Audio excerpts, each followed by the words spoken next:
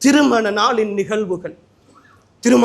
நிகழ்வுகள் அன்புக்குரியவர்களே, இன்றைய திருமணங்கள் மாற்று மத கலாச்சாரங்களின் அனாச்சாரங்களின் ஒட்டுமொத்த வடிவமாக மாறி போயிருக்கின்றன. ஈமானிய சகோதரர்கள் அல்லாஹுவையும் அல்லாஹுடைய தூதரையும் உளமாற நேசிக்கிற, அவர்களுடைய வழிகாட்டல்களை உயிரை விட மேலாக நேசிக்கிற என் இனிய ஈமானிய சகோதரர்களை, உங்களிடத்தில் சவால் விடுத்து சொல்லுகிறேன், இன்றைய திருமணங்களில் இஸ்லாம் எதில் இருக்கிறது? இன்றைய திருமணங்களில் இஸ்லாம் எதில் இருக்கிறது? சில நேரம் சில இடங்களில் திருமண ஒப்பந்தங்களில் இருக்கிறது. திருமண ஒப்பந்தங்களில் அக்து நிக்காஹிலே இருக்கிறது. அது முடிந்து விட்டால் திருமணங்கள் மிக மோசமான அனாச்சாரங்களின் வடிவங்களாக மாறி போயிருக்கின்றன. மாப்பிள்ளையை அழைத்து செல்கிற பொழுது முன்னால் 10-15 மோட்டார் சைக்கிள்கள், இந்த ஊரிலே எப்படி என்று தெரியாது, சில ஊரினுடைய நடைமுறைகள். பின்னால் மாப்பிள்ளையினுடைய கார் வருகிறது, அதற்கு பின்னால் மாப்பிள்ளையினுடைய நண்பர்கள் ஹோனை அமர்த்தி பிடித்து கொண்டு சப்தமாக ஒலி எழுப்பிக் கொண்டு அடுத்தவர்களுக்கு தொந்தரவு செய்து கொண்டு வீதி போக்குவரத்துகளை எல்லாம் தடுத்து கொண்டு வீதியிலே வருகிறவர்கள், வயோதிபர்கள், நோயாளிகள், முதுமையிலே இருப்பவர்கள் எல்லாம் இவர்கள் நாசமாக போக வேண்டும் என்று திட்டுகிற திருமணங்கள் தானே இன்றைய சமுதாயத்தில் அரங்கேறிக் கொண்டிருக்கின்றன. திருமணங்கள் அவரவர்களுடைய பொருளாதாரத்தின் உச்ச நிலையை காட்டுகின்ற நிலைக்கு போயிருக்கிறது. என்னிடத்தில் எவ்வளவு பணம் இருக்கிறது என்பதை காட்டுகிற திருமணங்களாகத்தானே, பெருமைக்காக கொண்டாடுகிற திருமணங்களாகத்தானே இந்த திருமணங்கள் மாறி போயிருக்கின்றன. திருமணங்களில் பயன்படுத்துகிற உணவு பரிமாறுகிற தட்டுகளில் கூட மாப்பிள்ளை பெண்ணுடைய பேரை பதித்து அவர்களுடைய திருமண நாளை பதித்து போதாக்குறைக்கு பாரக்கல்லாஹு லக்க என்று அல்லாஹுவின் தூதருடைய வார்த்தையையும் எழுதி குப்பையில் வீசுகிற கலாச்சாரத்தை தானே இன்றைய சமுதாயத்தில் நாம் திருமணத்தின் பேரால் அரங்கேற்றிக் கொண்டிருக்கிறோம். அதைத்தானே செய்து கொண்டிருக்கிறோம். என்னுடைய வீட்டினுடைய பெண் அதுவரைக்கும் மூடி மறைத்து நான் பல மார்க்க விஷயங்களை சொல்லிக் கொடுத்து வளர்த்த என்னுடைய பெண்ணை திருமணத்தின் பெயரால் திருமண மண்டபத்தில் லட்சக்கணக்கான ஆடைகளை, லட்சக்கணக்கான தொகை கொடுத்து வாங்கிய ஒரு ஆடையோடு அவளை ஒரு பொம்மையாக இருப்பாட்டி வைத்திருக்கிறேனே. எல்லா அந்நிய ஆண்களுக்கும் பெண்களுக்கும், மாப்பிள்ளையினுடைய நண்பர்களுக்கும், பக்கத்து வீட்டுக்காரர்களுக்கும், அடுத்த வீட்டுக்காரர்களுக்கும், என்னோடு வேலை செய்கிற அந்நிய மதத்தை சேர்ந்தவர்களுக்கெல்லாம் ஒரு கண்காட்சியாக திருமண நாளில் என்னுடைய மகளை நான் ஆக்குகிறேனே. வெட்கமில்லாத, ரோஷமில்லாத ஒரு கணவனாக, ஒரு தந்தையாக நான் இருக்கிறேனே என்றாவது யோசித்தேனா? என் திருமண நாள், என் பிள்ளையினுடைய திருமண நாள், அதுவரைக்கும் என் பிள்ளை பாடசாலை கலைந்து 2 மணிக்கு வந்தால் கூட நீ லுஹர் தொழுது விட்டு வந்தால் தான் சாப்பாடு தருவேன் என்று சொன்ன தாயும் தந்தையும் லுஹர் தொழுகையோடு பிள்ளையை கொண்டு போய் மணவரையிலே இருப்பாட்டுகிறார்கள். அசருடைய நேரம், மகரிபுடைய நேரம், சில இடங்களில் இஷாவுடைய நேரம்.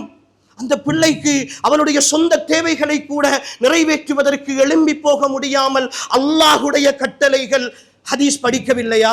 வேண்டுமென்றே தொழுகை கடமை என்று தெரிந்து அந்த தொழுகையை யார் ஒருவர் வேண்டுமென்றே விட்டு விடுகிறாரோ ஃபகத் கஃபர், அவர் காஃபிராகி விட்டார் என்றார்களே ரசூலுல்லாஹ். என் பிள்ளையை மதம் மாற்றித்தானே நான் திருமணம் முடித்து வைக்கிறேன், வேண்டுமென்று செய்கிற விஷயம் இல்லையா என்றாவது ஒரு ரோஷம் உள்ள தந்தை, இல்லை பக்கத்திலே இருக்கிற ஒரு ரோஷம் உள்ள கணவன், தொழுகைக்கு நேரம் ஆகிவிட்டது போய் தொழுது விட்டு வாருங்கள் என்று சொல்லுகிற மன தைரியம் இல்லையே. மேக்கப் அழிந்து விடும். பிள்ளை உடுப்பு போட்டிருக்கிறாள், அந்த உடுப்போடு தொழ முடியாது. அல்லாஹுடைய கட்டளைகளை பாழாக்குகிற மேக்கப்பும், அல்லாஹுடைய கட்டளைகளை பாழாக்குகிற ஆடைகளும் எப்படி சகோதரர்களே வாழ்க்கையில் நிம்மதியை கொண்டு வரப்போகிறது? எப்படி வாழ்க்கையில் நிம்மதியை கொண்டு வரப்போகிறது? எத்தனை அனாச்சாரங்கள், இந்த அனாச்சாரங்களின் பேரால் நடக்கிற எத்தனை வேதனைகள்!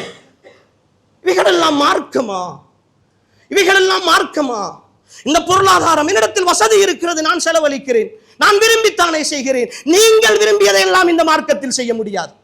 ஒவ்வொருவரும் தெளிவாக புரிந்து கொள்ளுங்கள். இது அல்லாஹ்வுடைய தீன். இன்னத்தீன இன்தல்லாஹில் இஸ்லாம்.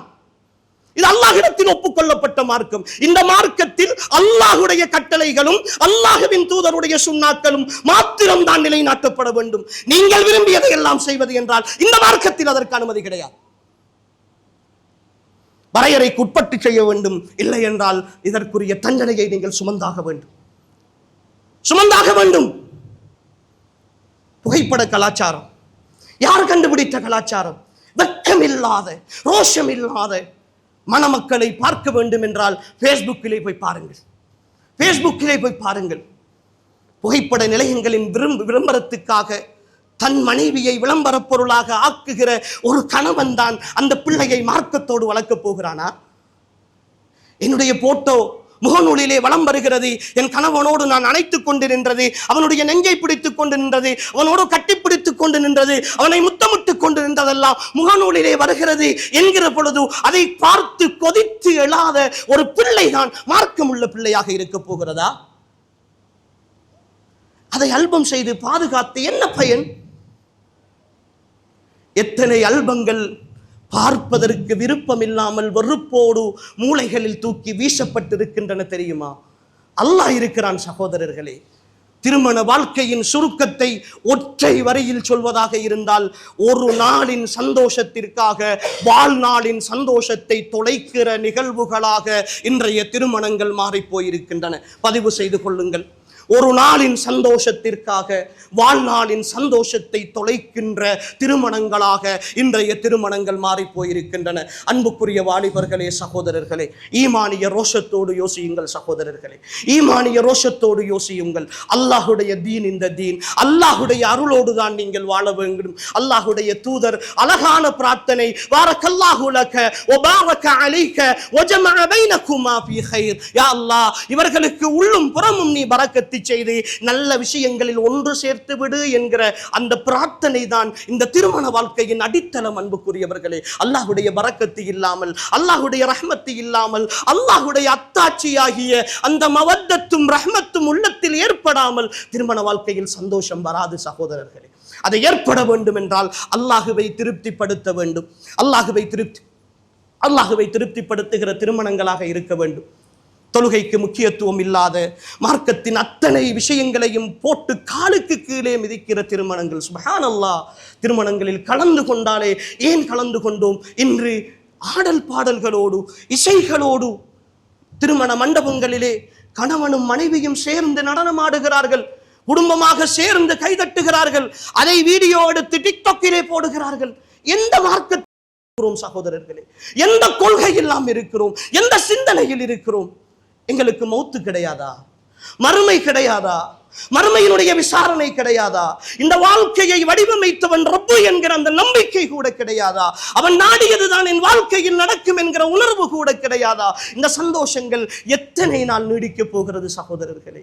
அல்லாஹ் சொல்லுகிறானே, வல்லதீன கஸபூ பிஆயாத்தினா சனஸ்தத்ரிஜுஹும் மின் ஹைது லா யஅலமூன். எங்களுடைய மார்க்கத்தை யார் பொய்ப்பித்துக் கொண்டிருக்கிறார்களோ, அத்தாட்சிகளை எல்லாம் பொய்ப்பித்துக் கொண்டிருக்கிறார்களோ, அவர்களை கொஞ்சம் கொஞ்சமாக பிடிப்போம் என்று சொல்லுகிறானே அல்லாஹ். இந்த வசனத்துக்கு ரசூலுல்லாஹ் விளக்கம் சொல்கிற பொழுது சொன்னார்களே, யார் ஒருவர் பாவத்துக்கு மேல் பாவம் செய்கிற பொழுதும் அல்லாஹ் அவருக்கு எந்த சோதனையும் ஏற்படுத்தாமல் அவருக்கு திரும்ப திரும்ப பாவம் செய்வதற்கான வழிகளை திறந்து கொடுக்கிறானோ, அது இஸ்தித்ராஜ் என்று சொல்லுகிற படிப்படியாக அவன் பிடிப்பதற்கான அடையாளம் என்றார்களே ரசூலுல்லாஹ். நினைத்துக் கொண்டிருக்கிறோமா? நான் சந்தோஷமாகத்தானே இருக்கிறேன், நான் என்ன செய்தாலும் நிம்மதியாகத்தானே இருக்கிறேன், என் மனைவியோடு நான் சுற்றி திரிகிறேன் தானே, நிம்மதியாக வாழ்கிறேன் தானே, நினைத்துக் கொண்டிருக்கிறோமா? ரப்பு எல்லாவற்றையும் பார்த்தும் பார்க்காமல் இருக்கிறான் என்று நினைத்துக் கொண்டிருக்கிறோமா?